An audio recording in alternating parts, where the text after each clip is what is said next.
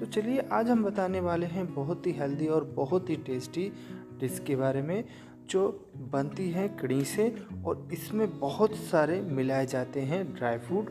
और ये जो रेसिपी बनाई जाती है स्पेशली जच्चा बच्चा के लिए बनाई जाती है, यानी कि जो महिलाएं गर्भवती होती है उनको जैसे ही कोई बेबी होता है उनको ये जो घर में महिला होती हैं उनको ये बना के खिलाती हैं। और इनको खिलाना ज़रूरी होता है, चाहे वो गर्मी हो या सर्दी हो। कम खिलाएं लेकिन खिलाना बहुत ज़रूरी होता है, क्योंकि गर्भवती जब महिला होती है तो उसको डिलीवरी के बाद बहुत सारी कमजोरियां आती हैं। तो चलिए अब बनाना स्टार्ट करते हैं। तो सबसे पहले हमने ले लिया है यहाँ पर एक किणी, और यहाँ पर लिए हैं मैंने थोड़े से मखाने जिनको मैंने साफ़ कर लिया था, धो लिया था और इनके बीज निकाल दिए थे। अब यहाँ पे लिए हैं मैंने थोड़े से छुहारे जो बहुत ज़्यादा मजबूत करते हैं शरीर को, उनको मैंने बारीक बारीक कर लिया है। कोशिश करें कि बारीक टुकड़े ज़्यादा हों, यानी कि जो ड्राई फ्रूट्स हैं उनको हम बारीक बारीक ज़्यादा करें। अब यहाँ पर मैंने बादाम लिए हैं 250 ग्राम, उनको भी मैंने बारीक कर लिया है। यहाँ पर लिया है मैंने मगज़ यानी कि खरबूजे के बीज, ये बहुत ज़्यादा एक टेस्ट देते हैं बहुत अच्छा। और ये है सबसे ज़्यादा इम्पोर्टेंट चीज़ कड़ी। इसको हम यहाँ कड़ी भी बोलते हैं और किनकी भी बोलते हैं, आपके यहाँ क्या बोलते हैं वो बताइए। ये बहुत ज़्यादा इम्पोर्टेंट चीज़ होती है, इसको ही सबसे ज़्यादा इम्पोर्टेंट माना गया है इस बात में, इस रेसिपी में। अब यहाँ पर लिए हैं थोड़े से मखाने जिनको हम आगे जाके थोड़े से फ्राई करेंगे। और यहाँ पर लिया है हमने सूखा नारियल जिसको बारीक बारीक कर लिया है।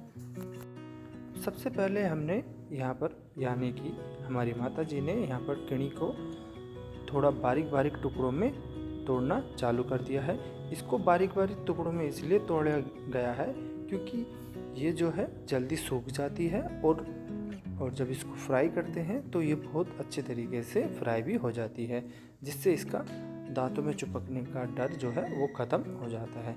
तो चलिए अब हम इसको रख देते हैं धूप में। तो हमने लगभग पूरे 2 दिन तक इसको अच्छे से धूप में सुखाया है, जो ये अच्छे तरीके से फ्राई होते वक्त करारी हो जाए।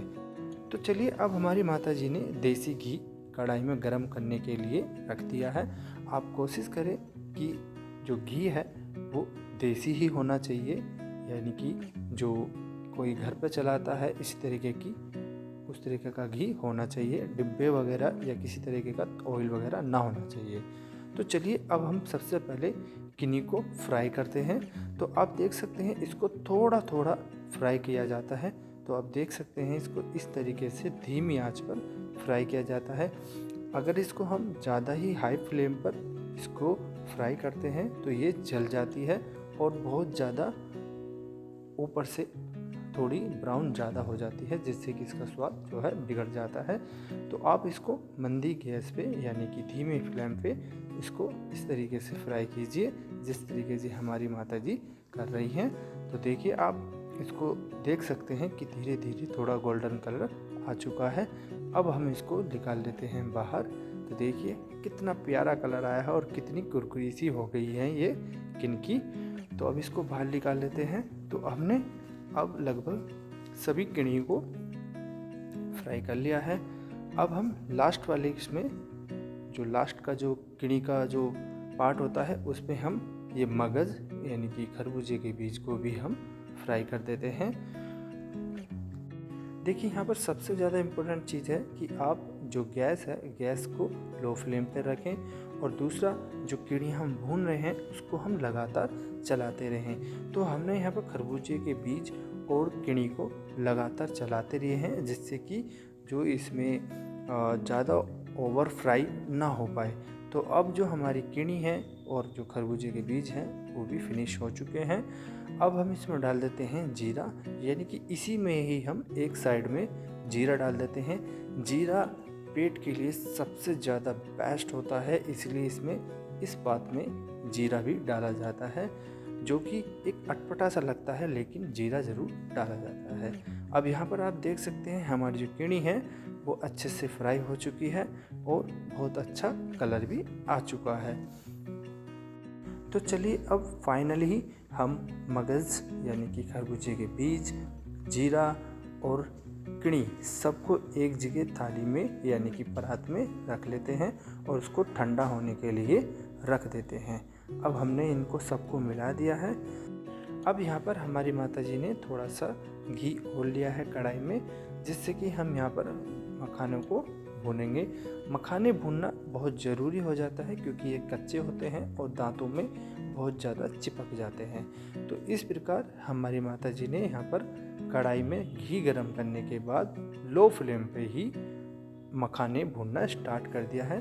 तो आप देख सकते हैं मखाने भी इसी तरीके से भूने जा रहे हैं जैसे कि कड़ी भूनी जा रही थी। लगातार इसको चलाते ही रहना है क्योंकि इसमें जो मखाने होते हैं वो मखाने घी को या तेल को बहुत ज़्यादा एब्सॉर्ब कर लेते हैं। तो देखिए अब हल्का सा गोल्डन कलर आया है मखानों पर और हमने इन सभी को फ्राई कर लिया है। तो चलिए अब हमारी माता जी ने जो कढ़ाई में घी शेष बचा था मखाने भूनने के बाद उसमें ही हमारी माता जी ने थोड़ी सौंठ भून दी है।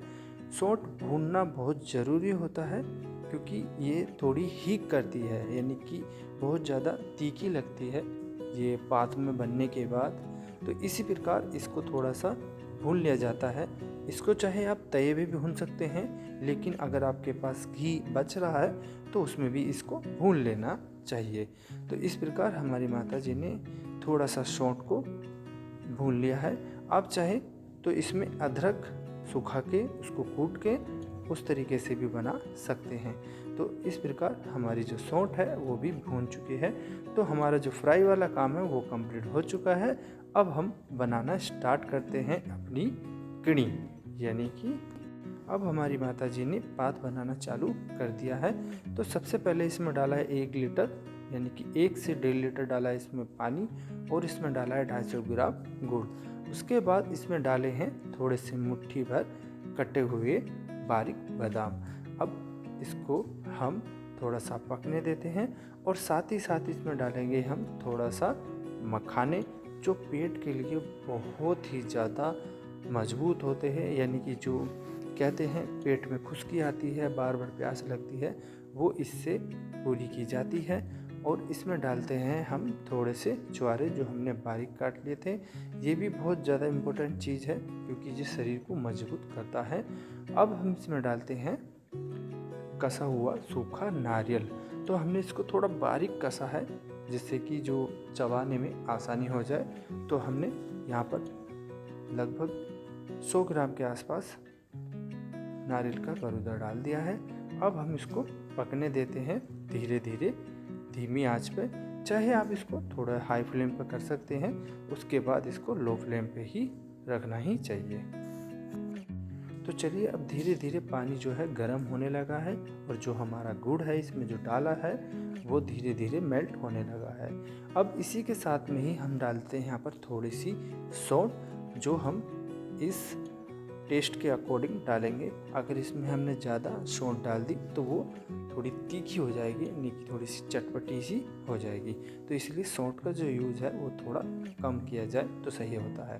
तो चलिए अब इसमें आ चुका है उबाल। अब इसमें डाल देते हैं हम वो कड़ी जो हमने फ्राई की थी, मखाने और जो मगज़ और जीरा जो एक साथ का मिश्रण बनाया था, उन सबको हम इसमें डाल देते हैं। अब इसमें थोड़े से एक्स्ट्रा मखाने डाल देते हैं क्योंकि अगर पात में मखाने न आए तो कोई मज़ा आता ही नहीं है।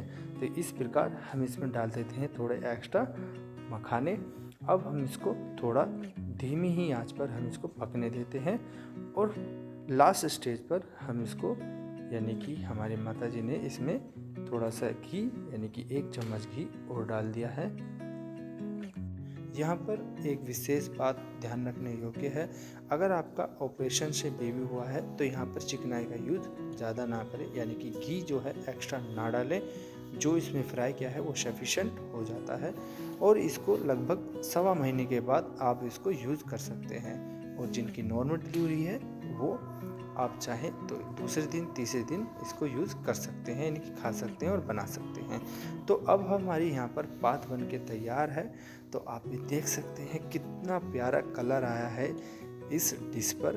तो आप इस प्रकार घर से, यानी कि घर पे बनाइए, खाइए और जच्चा बच्चा को हेल्दी बनाइए, मजबूत बनाइए।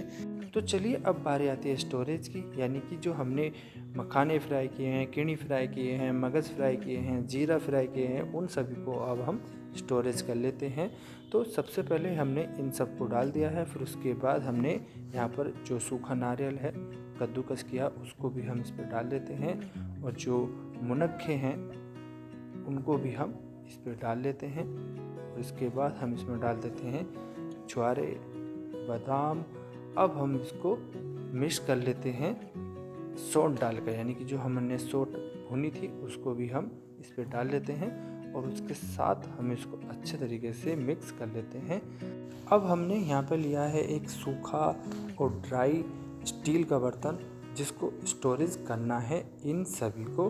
तो हमने यहाँ पर इसको अच्छे तरीके से साफ़ करके और अच्छे से सुखा के इसमें सभी स्टोरेज को इसमें लॉक कर दिया है। अब आप जब कभी भी इसको बनाएंगे तो इसमें थोड़ा सा निकालिए और इसको इस तरीके से ढक के, यानी कि अच्छे तरीके से एयर टाइट करके इसको बंद करके रख दीजिए। तो मिलते हैं नेक्स्ट वीडियो में, तब तक के लिए बाय।